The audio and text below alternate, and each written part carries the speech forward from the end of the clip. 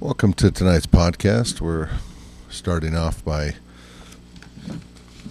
a couple subjects that are make liability insurance great again, which will be starting to get into the topics that we're going to discuss, pertinent to the various operators that we insure and things that we're involved in. And we're going to have some discussion with operators and about claims and different situations that insureds have to deal with, and real litigation, real world claims, real world situations that we all have to face and deal with.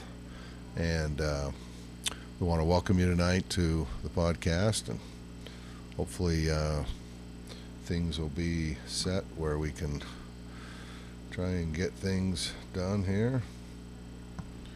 And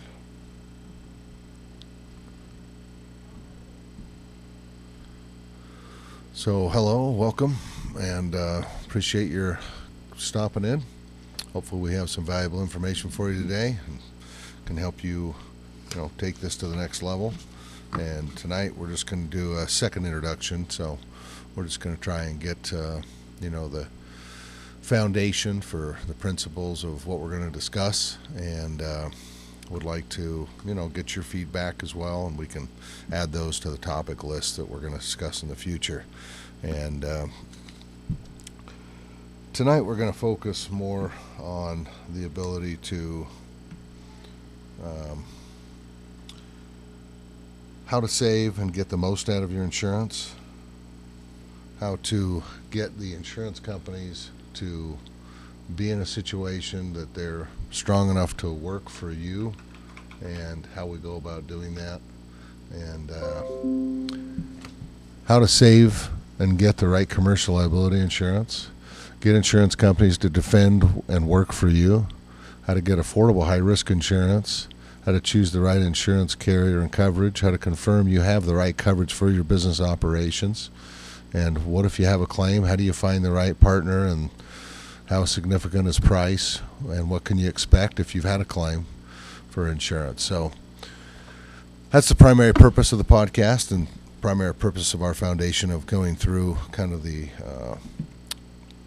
different topics that we're going to discuss, and hopefully you'll be able to make sense of those and get the most out of this podcast to help your business, help preserve your future, and reduce your liability, reduce your insurance rates, act like an educated buyer to the insurance companies, and be prepared even if the insurance company isn't there or denies your claim, or if it's certain coverages that aren't covered under your policy, you have at least the knowledge and a release form and can work with the foundation that the court's going to expect to have a business be prepared to defend themselves against the allegations made against them. So we're going to get into it tonight and just talk about some general discussions about different carriers, what kind of carriers there are. There's admitted carriers, everyone with a standard type of business, a standard contracting business. They can go to 3,000 insurance companies out there. They can find insurance from at least 100 that'll help them and give them preferred rates if they have never had a claim and they have standard risks or operations like a contractor. But if you're a high-risk contractor or someone with claims, the insurance or the standard market is not going to, most likely in most cases, not going to be able to help you unless you're a significantly large enough premium that they'll bend the rules and make sure that they can provide some assistance, or if they've insured you for a number of years without any claims. So that's kind of where we're going to start tonight. And this program uses used to be insured with Lloyd's of London. They're an alternative risk market, and there are captives, and there are E&S and insurance companies, which are excess and surplus.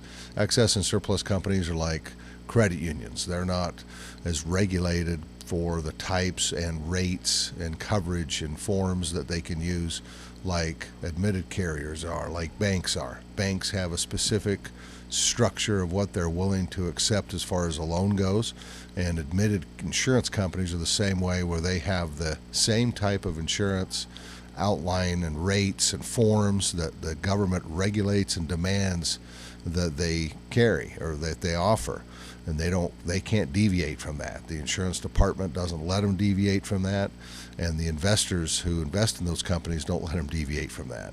So if you have claims, they're dealing with the law of large numbers, and they don't want to have any claims, and they're not into really keeping you on if you have a claim, unless you're a significant volume or premium, and can offset that by the premium that they're obtaining or charging you for. So the E&S market is, like credit unions, they're the ones that have to deal with all the high risk markets, and they're the ones that deal with the high risk claims, and certain businesses where there's not a law of insureds and the law of large numbers does not apply, and there's just not enough premium in the entire volume. For instance, like window cleaners, there's like 5,000 across the United States, and that just isn't significant enough to justify $1 million loss. For instance, you couldn't charge 5,000 people enough to pay $1 million loss. So when you talk about window cleaners, and some of them are probably 60-70% of them are small time window cleaners, small mom and pop shops, and the rest of them are big, huge companies that have large national organizations in some cases, and generate quite a volume of premium or income and then pay significant premium. So based on their volume, in the millions, and are significant enough that the insurance companies will make whatever concessions and give them a preferred rate, and they can get special coverages. But the small insureds, they don't have as much. Insurance companies are very scrutinizing them, making sure they have specific number of gross income employees and are a certain size, or else they really don't want to help them. So there's a huge market that just is unserved, based upon the high risk nature of the business, or if they work over 2 stories off the ground. Insurance companies have trouble providing insurance to those specific markets. Pressure washing is another one that's difficult, and all the chemical users we insure, like pest control, lawn, turf, and ornamental, agricultural, aquatic, any chemical applicator, which a chimney sweep isn't included in there, because they use chemicals to clean the creosote and do soot damage, waterproofing and other things that they use, which are chemicals to preserve the masonry. And certain industries don't want to take on that risk. Certain markets, there's not enough. There's like under 5,000 chimney sweeps. So these are underserved markets, and the law of large numbers doesn't apply, and so there's extreme high risk when there's not a volume of industry participating in these specific smaller groups, as well as the claims associated with it, like chimney sweeps always get blamed for fires. And there's no coverage for fires under a liability policy. It's not something fire damage or fire liability isn't covered. It's excluded off of all liability policies unless it's a fire policy. So but they get the bad rap. They didn't cause the fire. They clean the creosote and usually repair the dampers, and most of the time when we see a claim, it's because the people haven't repaired the chimney, repaired the damper, and didn't want to pay for the services that we recommended as a chimney sweep or that we provided. And same thing with different types of industries, like the pest control industry and termites and termite inspections. And we'll get into all these different classes of risk, and we're going to have some operators on in each class code, and we'll do a special podcast for each one of them, and we'll address the issues with each class to make sure that we get that information out to the pertinent industries that we serve and that particular market that is most viable. So we think it's going to be pretty valuable to go through these topics and get that information out and be able to help you, dissect these and help understand what, why, when, how you can, defend and protect yourself and do the things necessary to really make a difference.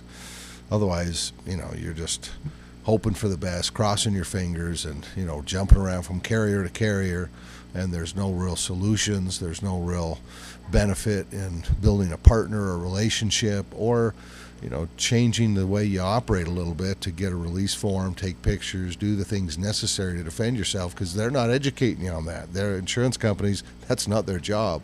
Their job is to, they don't have the time for that, is what they believe. They don't have the time or interest in most cases to get involved in that. That's your problem.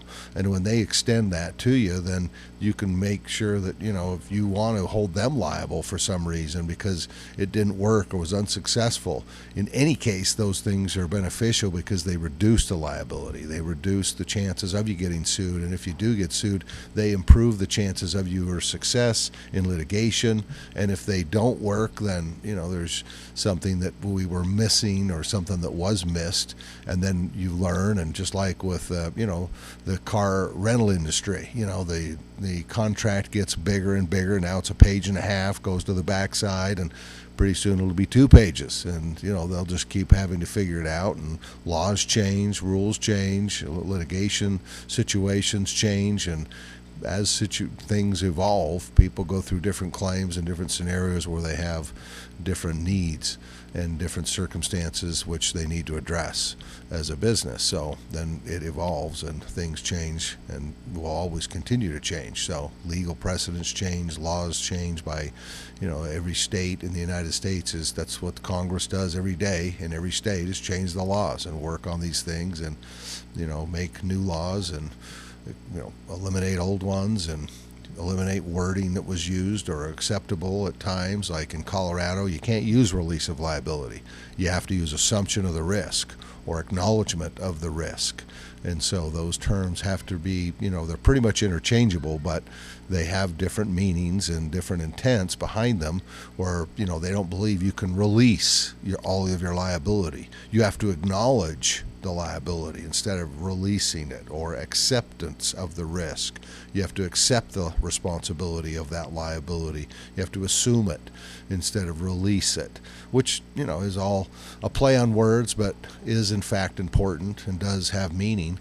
And, there are variations to it because of the degrees of, liability in the lawmakers' minds is more clear if you don't get a blanket release, or a waiver of subrogation, waive someone's right to sue someone in the event that the third party pursues them for any circumstances. And so, those are things that we're going to get into in deeper detail, help educate part of the, businesses that are involved in those, or how to take advantage of those things so that you can, again, be prepared, be able to defend yourself in those kind of situations, and take the most advantage of what you're doing with that. So, those are the things that we're going to talk about, and I appreciate you joining us this evening. And this is just a prelim of another intro to making liability insurance great again. And those are the things we're going to discuss in this podcast, and we appreciate your participation and look forward to hearing from you. We've provided our phone number and our email address and information on how to contact us, and you're welcome to do so at your will, and then we can discuss those topics and work them into our particular cast here and see how we can help you better achieve some of those things. So thank you for taking the time to stop by and check us out. We will let you know when the next podcast is dropped, and we're going to email everybody that we currently do business with and make sure that you're aware of how to get a hold of us and get to this information so that you can take advantage of it and then share it with everybody that you do business with that's related to our industry, or that you share in with other partners, other business friends, or people that you do know of in the industry that may benefit from value from this information. So the next topic we will discuss is trying to qualify how how to get the best rates, how to confirm you have the right coverage, how to go through your policy, how to make sure that you understand the differences in coverages. A lot of people don't understand how to, the difference between claims made in occurrence and, maybe retroactive coverage and expiration dates and, effective dates, and the way claims have to be made on a claims made policy, for instance, within the policy period. How a retroactive policy goes back for, usually you can buy it for at least 1 year for the prior policy. If you're switching carriers, and you didn't have the right coverage, you can buy a retroactive coverage and it'll apply to the prior year. If you believe there's some litigation or potential work that might come back on you, you can pay additional premium and get those coverages for the prior year when you had a policy that you knew didn't cover the specific activities. It's probably unnecessary if you don't believe anything occurred, but because as service providers operations, we don't have long-term exposure like with completed operations and products liability. There's completed operations are, for instances, like when you build a deck and it's put to its intended use once it was completed. When you trim a tree or you pressure wash a facility, it doesn't get, once it's operations liability. The claim's going to occur while you're providing that service. You drop a limb on a car, a home, or a person, it doesn't have to happen after the fact. And, you should be obtaining a release, or the release should be clearly identifying that once you leave the premises, you're not guaranteeing that the limb, if it falls when the wind picks up at a certain mile-an-hour wind, that you are liable for that. So if the limb doesn't withhold a 15 or 20 or 50 mile-an-hour wind and fails or breaks, should you have trimmed that limb? That's what they'll claim as a completed operation, which I don't believe is, that's argumentative. That's arguable in court. That's something you'd have to, probably take to a jury trial or a judge trial and, get the, fact finders to determine those facts based upon the circumstances of the claim and what was actually damaged or what was caused. So, but we're going to go over the, specific different types of coverages.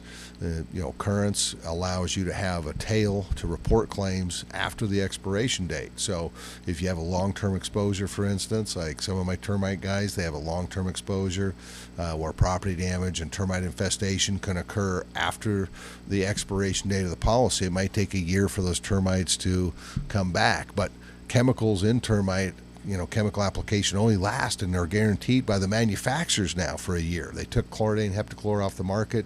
Those things were, lasted 10 years in the ground, and now they've caused, environmental problems with the residual effects. So they've been taken off the market like 15 years ago. So now chemicals only last 12 months. That's why your release form should say, hey, we only guarantee the time that from the application. But if you treated the claim, or if you treated the property, 6 months before your expiration date, and your policy expires in 6 months, and then it was a year that the termite damage had manifested itself, and so if it went from June to June and your policy expired in, say, like September, then there's 3 months after you did the treatment, your policy expired. Well, on a claims made, you have to report it during that policy period. So an occurrence form would allow you the 3-year sunset clause, a 3-year tail, in some cases on a standard market basis, and occurrence goes back for 20 years.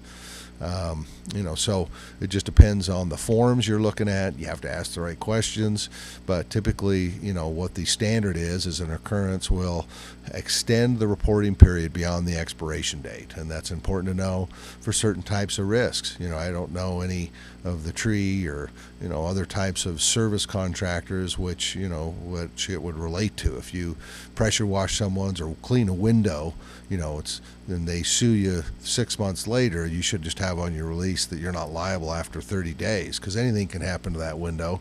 And if you took good pictures and have good documentation before and after pictures, then you're going to be able to prove that that scratch or damage occurred after you did the work. For instance, with a window cleaner, though, a good example, window cleaners, it's not property damage if you scratch a window. So it actually has to be property damage. Damage is not defined by a scratch, which is not considered damage to a window because it still functions as a window. It might have a diminishment because of the scratch, but it is not considered damaged, because a window is to keep the weather out and the water, and a scratch is only a diminishment. It's not damaged.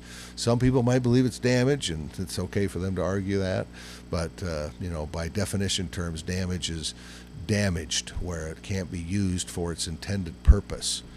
Diminished, like your car, if it gets a scratch, it's not damaged, it's not dented, it's diminished. They'll call that vandalism, and they'll repair that under auto insurance, but commercial liability insurance would exclude that. So those are just the things that you got to understand about an insurance contract, about an insurance policy, and we kind of get into the depth of each one of these risk classes that we work with. We're going to get into the depths of those kinds of issues and kind of target and attack those issues so that people get a good understanding of the best way to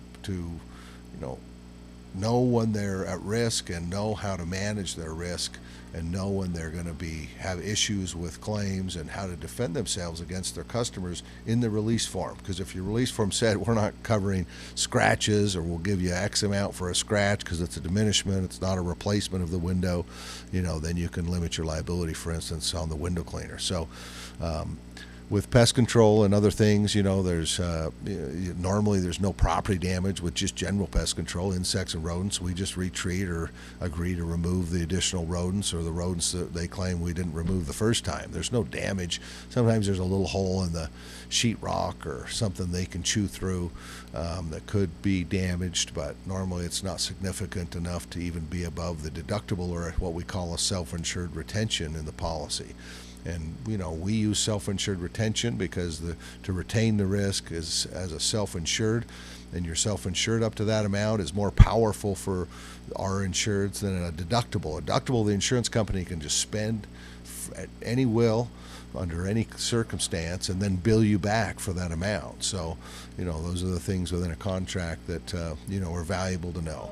So let me have we'll talk to you again. We're going to close the session out, and we'll talk to you again for, the next time we get around to you. And thanks for your participation and your time, and we'll look forward to hearing you on the next broadcast when we can further discuss some of these issues. Have a good one. Bye.